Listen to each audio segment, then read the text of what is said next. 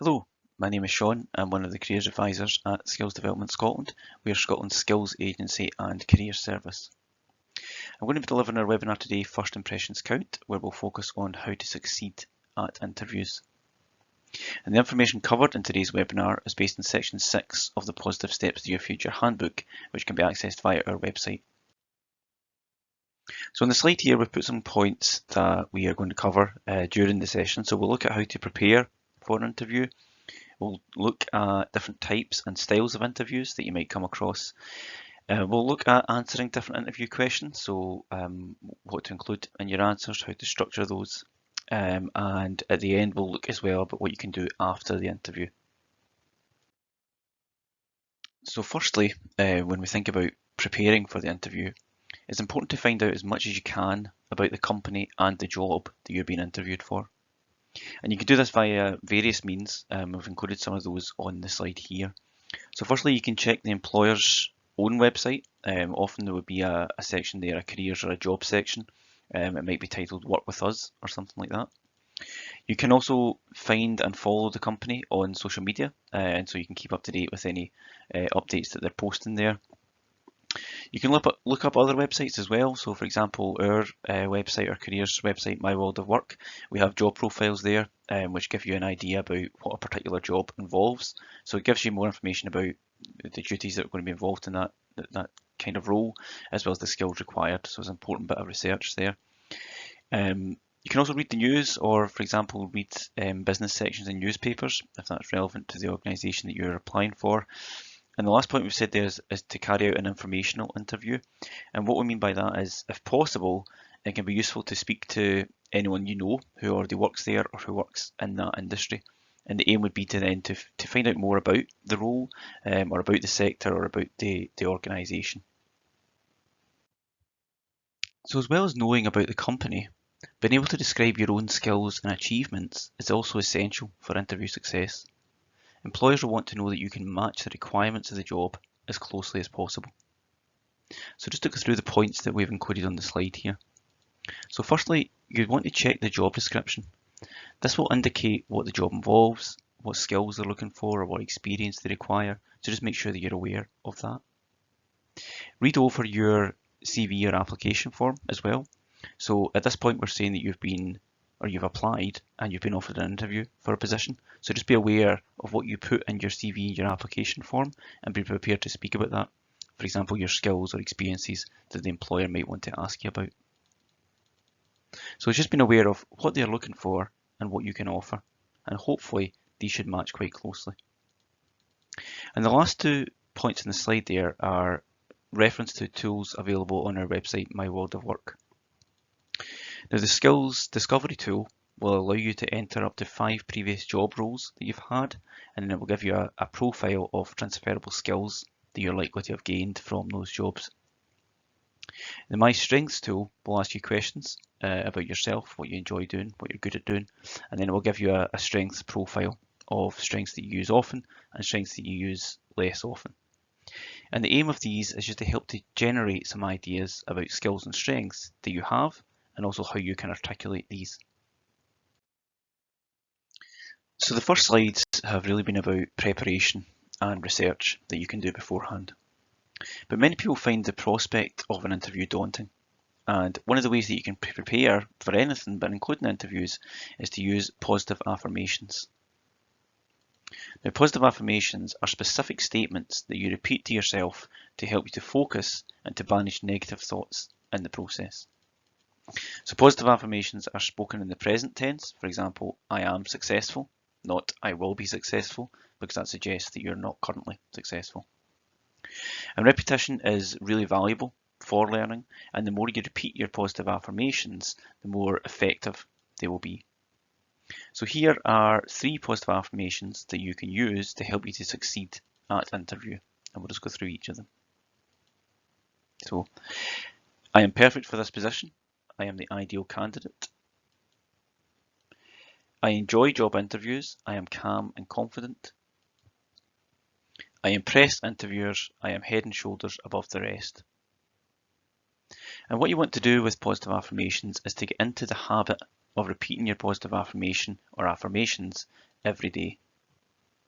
And although it might seem a little odd at first, because I think we tend to be quite modest and not go around shouting about how great we are, but as mentioned, the more you do it, the easier it does get, and you can train your brain to believe that. There are lots of other ways as well that you can calm your nerves prior to interview, and it's worth doing this bit of preparation from a couple of weeks in advance, not just the night before. And if positive affirmations are not quite right for you, because maybe they're not right for everybody, you can try some of the other methods mentioned in the Positive Steps to Your Future handbook. It's on pages 86 to 88. So we'll cover interview questions and ways to answer them a bit later in the webinar.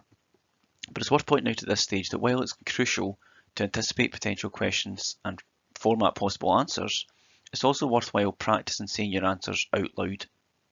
So we'd say to ask a friend or a partner or a colleague or a careers advisor to listen to your answers. And the reason for that is that as well as the content of your answers, we also want to ensure that your manner is as polite and as professional as possible. We want to avoid using slang or jargon terms, but using words and phrases that you are comfortable with. And the last 2 points on the slide there, we've mentioned is to plan your route to interview and think about what to wear. Now, when preparing for interviews, most people probably think about the questions, so what might be asked, how would I answer that, but also really important to turn up on time and to dress appropriately, because these are quite simple things, but in addition to your answers, they are going to contribute to the impression that an employer gets of you. So ensure you know where and when the interview is taking place, and if it's in person, know about how you're going to get there. So think about how long the journey would take and do a trial run if possible. And on the day would probably allow for a little extra time as well, just because you don't know what things are going to be like, for example, traffic or weather. So it's best to, as much as possible, try and allow for that, and maybe know about an alternative route or method of transport. And finally, think about what to wear. So we'd always say that smart clothes are preferable. So we've talked about preparing for interviews, but there are also a number of different interview types and formats to be aware of. And on the slide here, these are just some of the most common, and I'll go through each of them and what they involve. So firstly, we have the one-to-one interview, which is of course just yourself and one interviewer. And while still common, this method can be less reliable than the others. It maybe seems less intimidating, but it can also be open to bias. So the panel interview is where there's a panel of more than one person and then yourself as the interviewee. And although this maybe seems a little more intimidating, there is then more likely to be a balance of opinions among the interviewers and is therefore seen as more reliable. So telephone, video and online interviews, these traditionally would have been screening type interviews because they were a cost-effective way of getting through a number of candidates quickly. However, there's now likely to be a mixture of face-to-face and online and phone interviews during the recruitment process, and so you should prepare for each of them in exactly the same way. And we'll look at this in a lot more detail in the next couple of slides. Any of the types of interviews mentioned may be competency or strengths-based, and we'll discuss these approaches a little later in the session as well. Presentations, we won't have time to go into detail during this session, so please check out the Positive Steps to Your Future handbook for some tips around that. There is some useful information on our website about psychometric and aptitude tests. Just to say at this point, psychometric tests generally look at personality, whereas aptitude tests look at ability, so things like numeracy, literacy, spatial awareness, for example. So here are just a few examples of some standard interview questions. Tell me about yourself. What do you know about the company? Why do you want the job? What are your strengths? And these types of questions are very likely to be asked, or variations of these if it's not this exact wording. But they are likely to ask about you and what you can bring to the job. And even if you're going for an interview that's competency-based, so where they're asking questions like, tell me about a time when, you may still be asked a question such as, tell me a bit about yourself, as an icebreaker. So it's always good to be prepared for these types of questions. And you'll find more examples of interview questions and tips on how to answer them in the Positive Steps to Your Future handbook. But let's look at how to tackle some of these standard interview questions.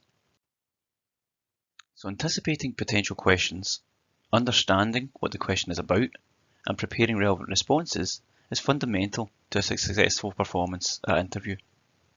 But a common worry is that with so many possible questions, how can you prepare effectively? Now, although the questions may vary, there are three main aspects that almost always underpin the purpose of the question.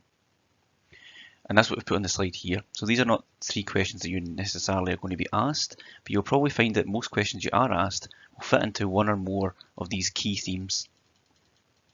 So for example, the tell me about yourself question is an ideal opportunity to impress in all three areas. So with that, you don't want to start talking about your hobbies or your life history or your family. Instead, you should evidence what you know, what you're capable of. For example, how you've been proactive and conducted yourself in the workplace. You might also want to speak about how you are able to work within a team and support your colleagues. And do not underestimate the value of will you do the job and will you fit in type questions, those that are measuring your motivation and your personality. Because a well-qualified candidate who appears unmotivated could easily lose out to someone who's maybe a little less qualified but is more enthusiastic, positive-minded and would be trainable. So let's consider some further examples. So looking at some example questions. Why do you want this job? So this question is asking you about your motivation. So most people might cite money as their main motivator, but think about what else you could mention. Company reputation, for example. Part of your motivation as well to do the job might be the fact that you have the skills and experience necessary to be successful in this position and to make a real difference to the employer or to the customer group. Another example is tell me about your last job. And this is where we're looking at your skills and strengths and experience. So it's a great opportunity for you to talk about your key skills and your strengths and your experience. You can also mention any achievements in your last job that you're particularly proud of. What problems did you have to deal with in your last job? And this is to find out how you would fit in to a team. Does your personality allow you to overcome obstacles and issues? So you maybe want to describe a situation with a positive outcome. Describe how you were proactive in resolving that problem, for example, listening and negotiating. It can be better to talk about problems with a system rather than a person or people, but either way, the positive outcome is key here. So thinking about competency-based questions, and you may or may not have had experience of competency-based interviews previously, but to clarify what we mean by that, we've included some examples of competency-based questions on the slide here. So you may be asked something like, tell me about a time when you solved a problem in a creative way, or tell me about a time when you had to make a difficult decision, or tell me about a time when you were responsible for the completion of a task.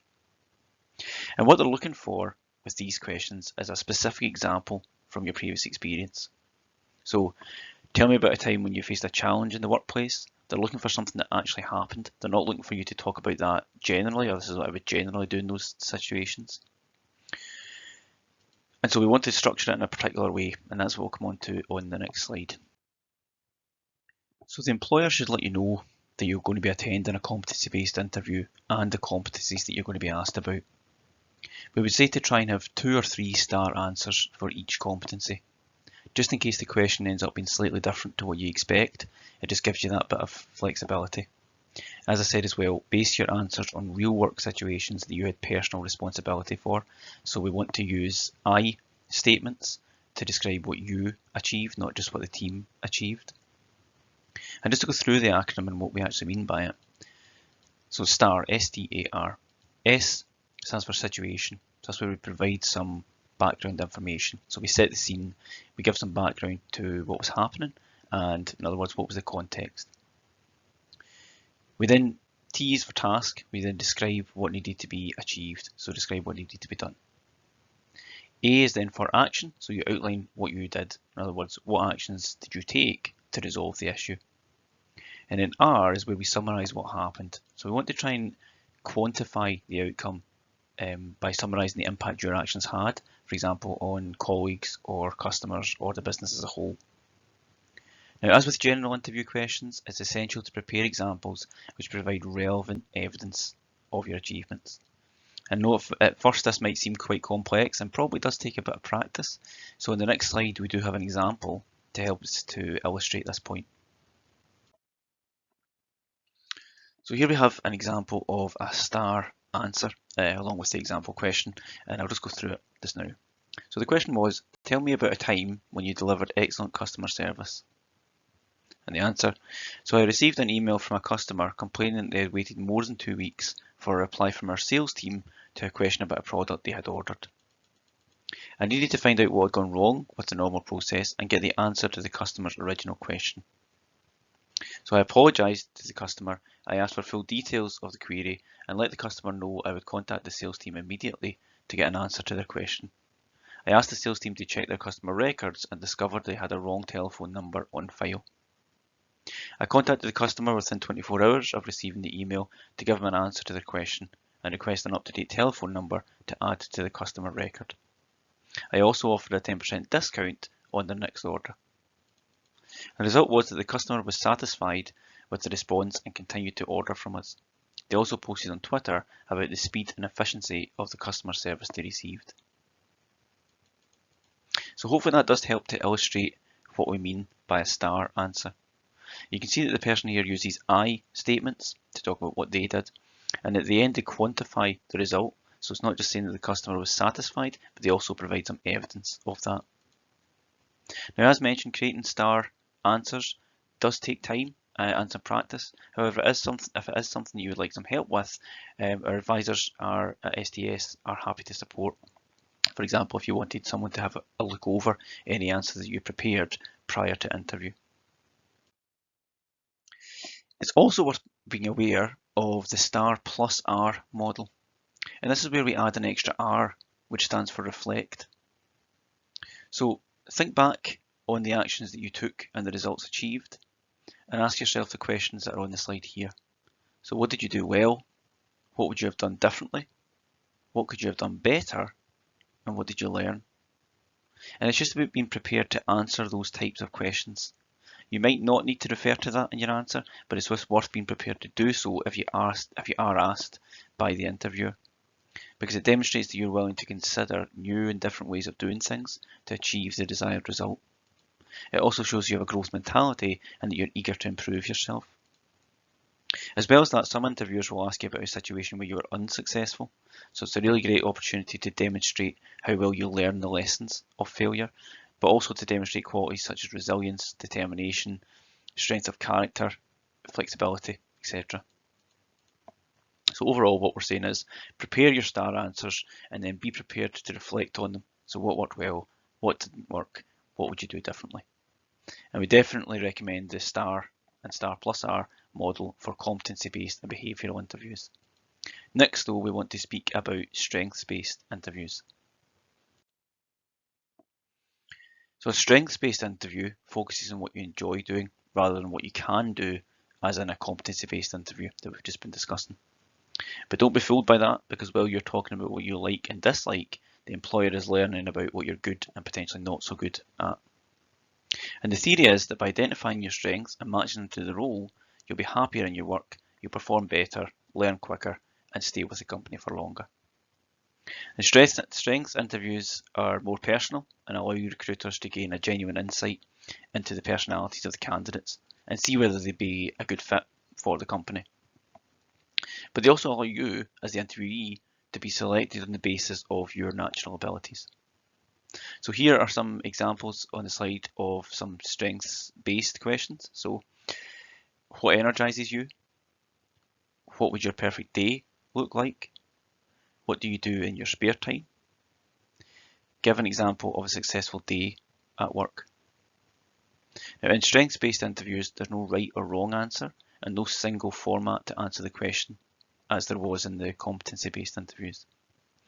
The interviewer here is looking for individuals whose strengths match the company values and who show a natural strength in their responses.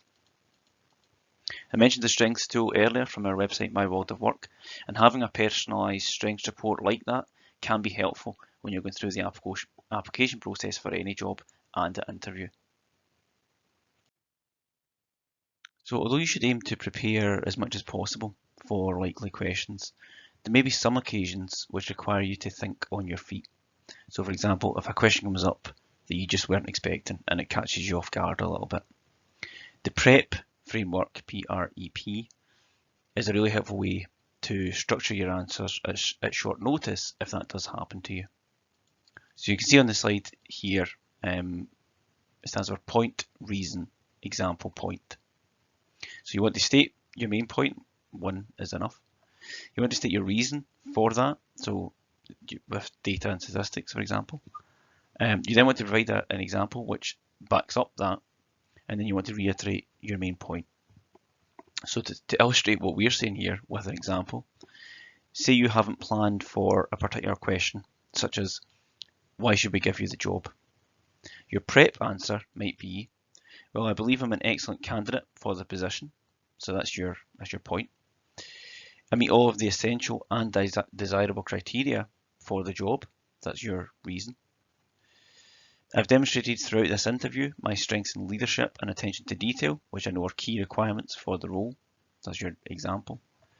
And therefore, I'm confident that I'm an excellent candidate. So that's you reiterating your main point. And we've put a tip at the bottom there as well that PrEP is a great tool to use if you're asked to give an impromptu presentation. So if you didn't have time to prepare it beforehand, it's a way of providing structure to your presentation. So some points to think about during the interview. And these are similar to points that we made previously about turning up on time and about dressing appropriately. So there's small things that you can do to help create a positive impression. The first one there we've said is to smile and make eye contact. And this is just about being friendly and maintaining eye contact as you would in any normal conversation. Listen carefully because it's really important that you can answer the question properly. Provide examples to back up and strengthen what you're saying. So we don't just want to say something like, I have good communication skills. We want to provide some kind of evidence of that, maybe from previous experience. And an important point across all of your answers is to be honest, positive, and enthusiastic. So just to make some points about phone, and then we'll come on and speak about video interviews. Now, the first thing to say about these is that the basic rules of interviewing still apply. So researching the company and the job, anticipating potential questions and planning your answers. You can expect the same kinds of questions as in a face-to-face interview. And if you need to build confidence talking on the phone, a lot of people are maybe not too confident doing that, it's maybe worth trying to set up a mock interview over the phone beforehand. Just to say as well, don't be caught out when the phone rings. It's not an informal chat with a friend. So you want to answer with a relatively formal greeting like, good morning, Sean speaking. You also want to maintain a professional tone. We want to avoid using slang or informal language. And don't rush your answers. Make sure you're speaking clearly and concisely. And just to touch on the points that we've put on the slide specifically. So firstly, we want to choose a suitable location. So ideally, somewhere quiet where you aren't going to be disturbed. As well as giving a good impression, this can also put you in a more professional state of mind and boost your confidence and delivery. Secondly is to stand up and smile. And although an interviewer obviously can't see you during a phone interview, they can sense your tone of voice and enthusiasm and delivery. So standing and smiling will give your voice more energy. Thirdly, we've said to refer to your notes. So an advantage of a phone interview is having notes to look at. Obviously try not to read from them like a script, but you can have them around. And fourthly there, ask for clarification. So it is okay to ask the interviewer to repeat a question if you need more clarity on it. And better to do that and answer the question properly. A couple of final points that are not on the slide there, but a good interviewer, if you were there face to face, would provide you with a glass of water. So be good to yourself and make sure you have a drink to hand. And if you can, jot down any questions or key messages that you're getting from the employer, because this will help you when you're reviewing your own performance later. And with video interviews, so again, the basic rules of interviewing still apply here. So everything we spoke about up until this point is still relevant, still appropriate. You can expect the same kinds of questions as you might get in a face-to-face interview. And as I was saying with phone interviews, about having a glass of water available, we'd want to do the same thing for video interviews as well. just remember to keep that away from your laptop or your tablet. Now we've said here to understand the format that the video interview is going to take place on. So what we mean by that is it going to be on Zoom? Is it going to be on Google Meets? Is it going to be on Microsoft Teams? If you haven't done an interview like this before or haven't used any of the technology, don't panic. You can find step-by-step instructions online, and the employer may also give you instructions to follow, so make sure you familiarise yourself with these beforehand so that you're prepared on the day. And if you do have any questions about the technology, it's a good idea to get in touch with them. Secondly, practice using your technology, so test that everything works beforehand, maybe get a friend to help if you can, maybe set up a mock call. Make sure the device that you're using is fully charged on the day, and don't forget to look at the camera. Just as you would maintain eye contact in a face-to-face interview, we want to do the same thing in video. Thirdly, prepare your interview setup, so make sure you've got a quiet environment where you're not going to be disturbed. Make sure as well that there's a light source in front of you so that you can be clearly seen on the camera.